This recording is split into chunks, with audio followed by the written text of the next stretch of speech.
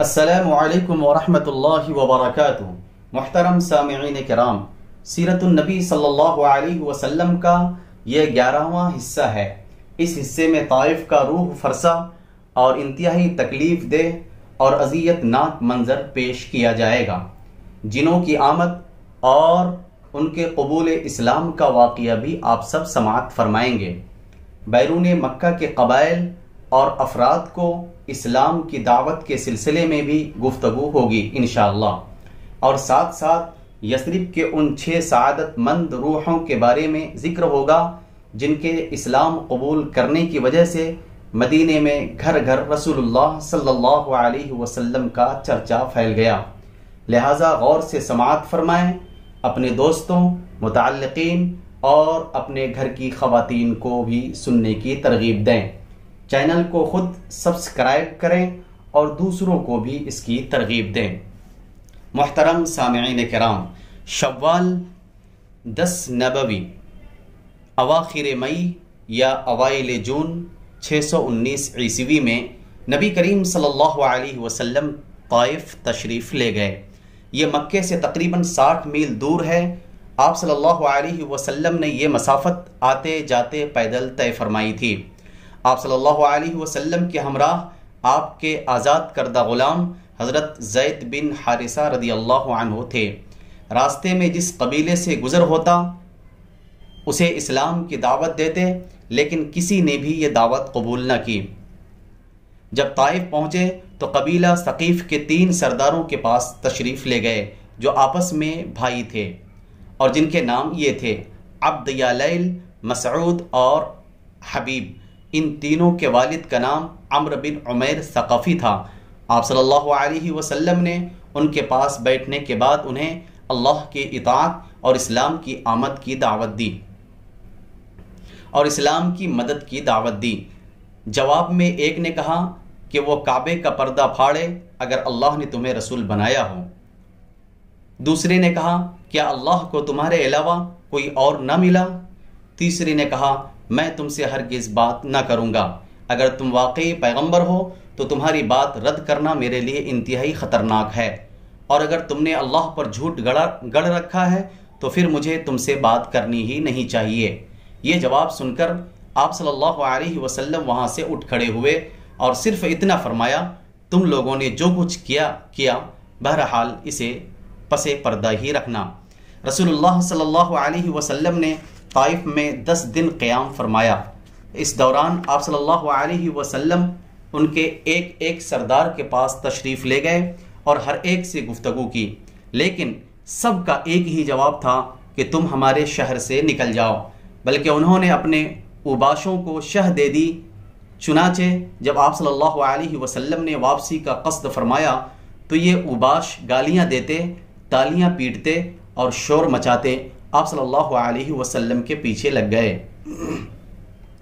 اور دیکھتے ہی دیکھتے اتنی بھیڑ جمع ہو گئی کہ آپ صلی اللہ علیہ وسلم کے راستے کے دونوں جانب لائن لگ گئی۔ پھر گالیوں اور بد زبانیوں کے ساتھ ساتھ پتھر بھی چلنے لگے، جس سے آپ صلی اللہ علیہ وسلم کی ایڑ پر اتنے زخم آئے کہ دونوں جوتے خون میں تربتر ہو گئے۔ ادھر حضرت زید بن حارثہ رضی اللہ عنہ ڈھال بن کر چلتے ہوئے پتھروں کو روک رہے تھے، جس سے ان کے سر میں کئی جگہ چوٹ آئی۔ بدمعاشوں نے یہ سلسلہ برابر جاری رکھا، یہاں تک کہ آپ کو عتبہ اور شیبہ ابنائے ربیعہ کے ایک باغ میں پناہ لینے پر مجبور کر دیا۔ یہ باغ طائف سے 3 میل کے فاصلے پر واقع تھا۔ جب آپ صلی اللہ علیہ وسلم نے یہاں پناہ لی تو بھیڑ واپس چلی گئی اور آپ صلی اللہ علیہ وسلم ایک دیوار سے ٹیک لگا کر انگور کی بیل کے سائے میں بیٹھ گئے۔ قدر اطمینان ہوا تو دعا فرمائی جو دعائے مستضعفین کے نام سے مشہور ہے۔ اس دعا کے ایک ایک فقرے سے اندازہ کیا جا سکتا ہے کہ طائف میں اس بد سلوکی سے دوچار ہونے کے بعد اور کسی ایک بھی شخص کے ایمان نہ لانے کی وجہ سے آپ صلی اللہ علیہ وسلم کس قدر دل فگار تھے، اور آپ صلی اللہ علیہ وسلم کے احساسات پر حزن و علم اور غم و افسوس کا کس قدر غلبہ تھا۔ آپ صلی اللہ علیہ وسلم نے فرمایا اللہم الیک اشکو ضعف قوتی وقلت حیلتی وہوانی علی الناس یا ارحم الراحمین انت انت رب المستضعفین وانت ربی الى من تکلنی الى بعید یتجہمنی ام الى عدو ملکتہ امری ان لم يكن بك علي غضب فلا أبالي ولكن عافيتك هي أوسع لي أعوذ بنور وجهك الذي أشرقت له الظلمات وصلح عليه أمر الدنيا والآخرة من أن ينزل بي غضبك أو يحل علي سخطك لك العتبى حتى ترضى ولا حول ولا قوة إلا بالله ولا حول ولا قوة إلا بك بار الہا میں تجھ ہی سے اپنی کمزوری و بے بسی اور لوگوں کے نزدیک اپنی بے قدری کا شکوہ کرتا ہوں۔ یا ارحم الراحمین، تو کمزوروں کا رب ہے اور تو ہی میرا بھی رب ہے۔ تو مجھے کس کے حوالے کر رہا ہے؟ کیا کسی بیگانے کے جو میرے ساتھ تندی سے پیش آئے، یا کسی دشمن کے جس کو تو نے میرے معاملے کا مالک بنا دیا ہے؟ اگر مجھ پر تیرا غضب نہیں ہے تو مجھے کوئی پرواہ نہیں، لیکن تیری عافیت میرے لیے زیادہ کشادہ ہے۔ میں تیرے چہرے کے اس نور کی پناہ چاہتا ہوں جس سے تاریکیاں روشن ہو گئیں اور جس پر دنیا و آخرت کے معاملات درست ہوئے، کہ تو مجھ پر اپنا غضب نازل کرے یا تیرا عتاب مجھ پر وارد ہو۔ تیری ہی رضا مطلوب ہے یہاں تک کہ تو خوش ہو جائے، اور تیرے بغیر کوئی زور اور طاقت نہیں۔ ادھر آپ صلی اللہ علیہ وسلم کو ابنائے ربیہ نے اس حالت زار میں دیکھا تو ان کے جذبہ قرابت میں حرکت پیدا ہوئی، اور انہوں نے اپنے ایک عیسائی غلام کو جس کا نام عداس تھا بلا کر کہا کہ اس انگور سے ایک گچھا لو اور اس شخص کو دے آؤ۔ جب اس نے انگور آپ صلی اللہ علیہ وسلم کی خدمت میں پیش کیا تو آپ صلی اللہ علیہ وسلم نے بسم اللہ کہہ کر ہاتھ بڑھایا اور کھانا شروع کیا۔ عداس نے کہا یہ جملہ تو اس علاقے کے لوگ نہیں بولتے۔ رسول اللہ صلی اللہ علیہ وسلم نے فرمایا تم کہاں کے رہنے والے ہو اور تمہارا دین کیا ہے؟ اس نے کہا میں عیسائی ہوں اور نینوا کا باشندہ ہوں۔ رسول اللہ صلی اللہ علیہ وسلم نے فرمایا اچھا تم مرد صالح یونس بن متہ کی بستی کے رہنے والے ہو؟ اس نے کہا آپ صلی اللہ علیہ وسلم یونس بن متہ کو کیسے جانتے ہیں؟ رسول اللہ صلی اللہ علیہ وسلم نے فرمایا وہ میرے بھائی تھے، وہ نبی تھے اور میں بھی نبی ہوں۔ یہ سن کر عداس رسول اللہ صلی اللہ علیہ وسلم پر جھک پڑا اور آپ صلی اللہ علیہ وسلم کے سر اور ہاتھ پاؤں کو بوسہ دیا۔ یہ دیکھ کر ربیہ کے دونوں بیٹوں نے آپس میں کہا لو اب اس شخص نے ہمارے غلام کو بگاڑ دیا۔ اس کے بعد جب عداس واپس گیا تو دونوں نے اس سے کہا جی یہ کیا معاملہ تھا؟ اس نے کہا میرے آقا روئے زمین پر اس شخص سے بہتر کوئی اور نہیں، اس نے مجھے ایک ایسی بات بتائی ہے جسے نبی کے سوا کوئی نہیں جانتا۔ ان دونوں نے کہا دیکھو عداس کہیں یہ شخص تمہیں تمہارے دین سے پھیر نہ دے، کیونکہ تمہارا دین اس کے دین سے بہتر ہے۔ قدرے ٹھہر کر رسول اللہ صلی اللہ علیہ وسلم باغ سے نکلے تو مکے کی راہ پر چل پڑے۔ غم و الم کی شدت سے طبیعت نڈھال اور دل پاش تھا۔ قرن منازل پہنچے تو اللہ تبارک و تعالیٰ کے حکم سے حضرت جبرائیل علیہ السلام تشریف لائے۔ ان کے ساتھ پہاڑوں کا فرشتہ بھی تھا۔ وہ آپ صلی اللہ علیہ وسلم سے یہ گزارش کرنے آیا تھا کہ آپ حکم دیں تو وہ اہل مکہ کو دو پہاڑوں کے درمیان پیس ڈالے۔ اس واقعے کی تفصیل صحیح بخاری میں حضرت عائشہ صدیقہ رضی اللہ عنہا سے مروی ہے۔ ان کا بیان ہے کہ انہوں نے ایک روز رسول اللہ صلی اللہ علیہ وسلم سے دریافت کیا کہ کیا آپ پر کوئی ایسا دن بھی آیا ہے جو احد کے دن سے زیادہ سنگین رہا ہو؟ آپ صلی اللہ علیہ وسلم نے فرمایا ہاں، تمہاری قوم سے مجھے جن مصائب کا سامنا کرنا پڑا ان میں سب سے سنگین مصیبت وہ تھی جس سے میں گھاٹی کے دن دوچار ہوا۔ جب میں نے اپنے آپ کو عبد یالیل بن عبد کلال کے صاحبزادے پر پیش کیا مگر اس نے میری بات منظور نہ کی تو میں غم و الم سے نڈھال اپنے رخ پر چل پڑا اور مجھے قرن ثعالب پہنچ کر ہی افاقہ ہوا۔ وہاں میں نے سر اٹھایا تو کیا دیکھتا ہوں کہ بادل کا ایک ٹکڑا مجھ پر سایہ فگن ہے۔ میں نے بغور دیکھا تو اس میں حضرت جبرائیل علیہ السلام تھے۔ انہوں نے مجھے پکار کر کہا کہ آپ کی قوم نے آپ سے جو بات کہی اللہ نے اسے سن لیا ہے، اب اس نے اب اس نے آپ صلی اللہ علیہ وسلم کے پاس پہاڑوں کا فرشتہ بھیجا ہے تاکہ آپ ان کے بارے میں اسے جو حکم چاہیں دیں۔ اس کے بعد پہاڑوں کے فرشتے نے مجھے آواز دی اور سلام کرنے کے بعد کہا، اے محمد صلی اللہ علیہ وسلم، بات یہی ہے، اب آپ جو چاہیں، اگر چاہیں کہ میں انہیں دو پہاڑوں کے درمیان کچل دوں تو ایسا ہی ہوگا۔ نبی کریم صلی اللہ علیہ وسلم نے فرمایا، نہیں، بلکہ مجھے امید ہے کہ اللہ عز و جل ان کی پشت سے ایسی نسلت پیدا کرے گا جو صرف ایک اللہ کی عبادت کرے گی اور اس کے ساتھ کسی کو شریک نہ ٹھہرائے گی۔ رسول اللہ صلی اللہ علیہ وسلم کے اس جواب میں آپ کی یگانہ روزگار شخصیت اور ناقابل ادراک گہرائی رکھنے والے اخلاق عظیمہ کے جلوے دیکھے جا سکتے ہیں۔ بہرحال اب 7 آسمانوں کے اوپر سے آنے والی اس غیبی مدد کی وجہ سے آپ صلی اللہ علیہ وسلم کا دل مطمئن ہو گیا اور غم و الم کے بادل چھٹ گئے۔ چنانچہ آپ صلی اللہ علیہ وسلم نے مکے کی راہ پر مزید پیش قدمی فرمائی اور وادی نخلہ میں جا فروکش ہوئے۔ یہاں 2 جگہیں قیام کے لائق ہیں، ایک السیل الکبیر اور دوسرے زیمہ، کیونکہ دونوں ہی جگہ پانی اور شادابی موجود ہے، لیکن کسی ماخذ سے یہ پتہ نہیں چل سکا کہ آپ صلی اللہ علیہ وسلم نے ان میں سے کس جگہ قیام فرمایا تھا۔ وادی نخلہ میں آپ صلی اللہ علیہ وسلم کا قیام چند دن رہا۔ اس دوران اللہ تبارک و تعالی نے آپ صلی اللہ علیہ وسلم کے پاس جنوں کی ایک جماعت بھیجی جس کا ذکر قرآن مجید میں 2 جگہ آیا ہے، ایک سورۃ الاحقاف میں، دوسرے سورہ جن میں۔ سورۃ الاحقاف کی آیات یہ ہیں، سماعت فرمائے۔ اعوذ باللہ من الشیطان الرجیم، بسم اللہ الرحمن الرحیم۔ وَإِذْ صَرَفْنَا إِلَيْكَ نَفَرًا مِنَ الْجِنِّ يَسْتَمِعُونَ الْقُرْآنَ فَلَمَّا حَضَرُوهُ قَالُوا أَنصِتُوا فَلَمَّا قُضِيَ وَلَّوْا إِلَى قَوْمِهِمْ مُنذِرِينَ قالوا يا قومنا إنا سمعنا كتابا أنزل من بعد موسى مصدقا لما بين يديه يهدي إلى الحق وإلى طريق مستقيم يا قومنا أجيبوا داعي الله وآمنوا به يغفر لكم من ذنوبكم ويجركم من عذاب علیم۔ ترجمہ سماعت فرمائیں۔ اور جب کہ ہم نے آپ کی طرف جنوں کے ایک گروہ کو پھیرا کہ وہ قرآن سنیں، تو جب وہ قرآن کی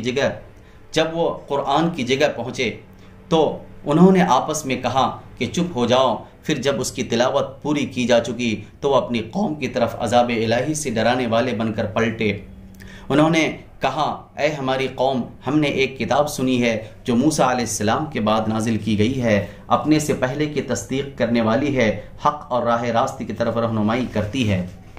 اے ہماری قوم، اللہ کے داعی کی بات مان لو اور اس پر ایمان لے آؤ، اللہ تبارک و تعالی تمہارے گناہ بخش دے گا اور تمہیں دردناک عذاب سے بچائے گا۔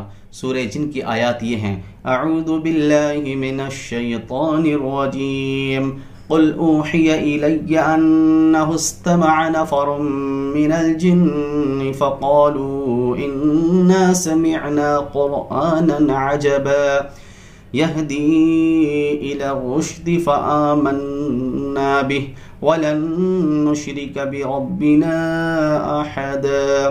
آپ کہہ دیں، میری طرف یہ وحی کی گئی ہے کہ جنوں کی ایک جماعت نے قرآن سنا اور باہم کہا کہ ہم نے ایک عجیب قرآن سنا ہے جو راہ راست کی طرف رہنمائی کرتا ہے، ہم اس پر ایمان لائے ہیں اور ہم اپنے رب کے ساتھ کسی کو ہرگز شریک نہیں کر سکتے۔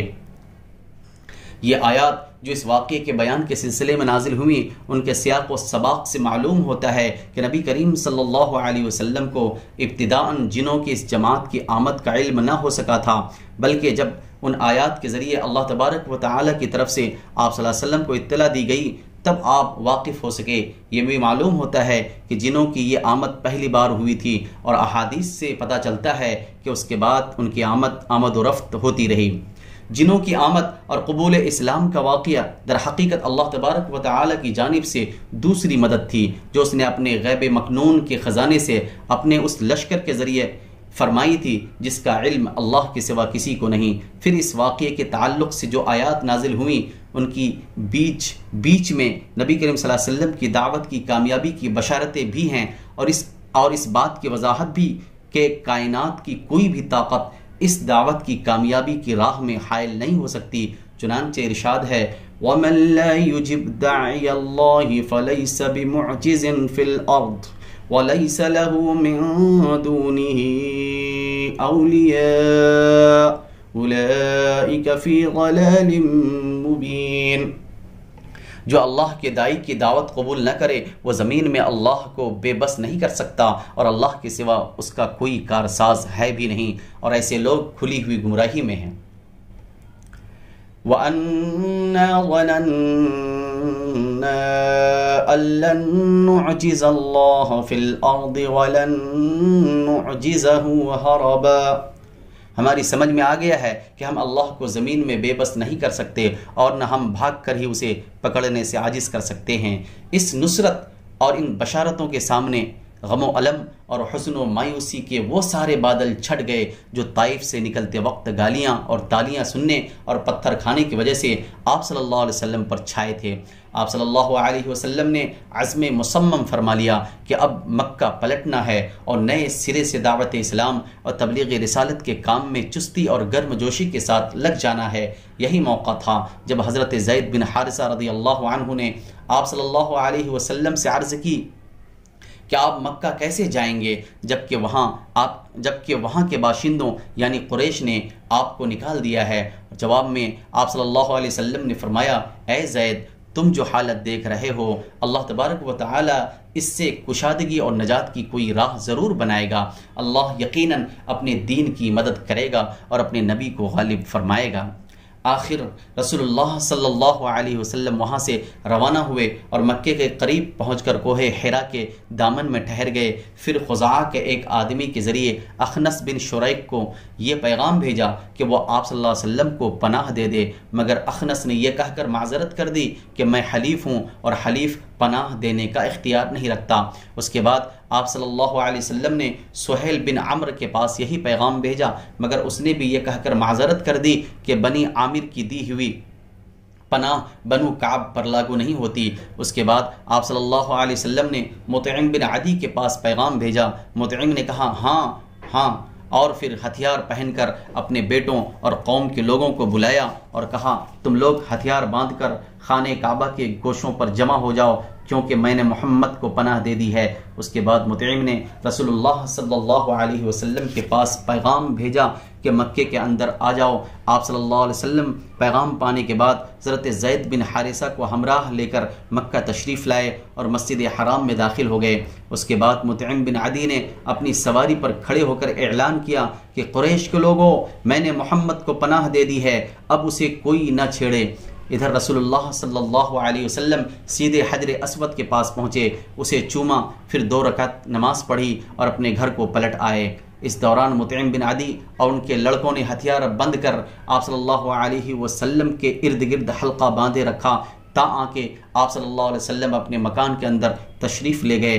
کہا جاتا ہے کہ اس موقع پر ابو جہل نے مطعم سے پوچھا تھا کہ تم نے پناہ دی ہے یا پیروکار یعنی مسلمان بن گئے ہو، اور مطعم نے جواب دیا تھا کہ پناہ دی ہے، اور اس جواب کو سن کر ابو جہل نے کہا تھا کہ جسے تم نے پناہ دی اسے ہم نے بھی پناہ دی۔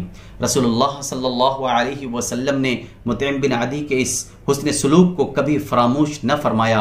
چنانچہ بدر میں جب کفار مکہ کی ایک بڑی تعداد قید ہو کر آئی اور بعض قیدیوں کی رہائی کے لیے حضرت جبیر بن مطعم آپ صلی اللہ علیہ وسلم کی خدمت میں حاضر ہوئے تو آپ صلی اللہ علیہ وسلم نے فرمایا لو كان المطعم بن عدی حیا ثم کلمنی فی هؤلاء النتن لترکتهم له، اگر مطعم بن عدی زندہ ہوتا پھر مجھ سے ان بدبودار لوگوں کے بارے میں گفتگو کرتا تو میں اس کی خاطر ان سب کو چھوڑ دیتا۔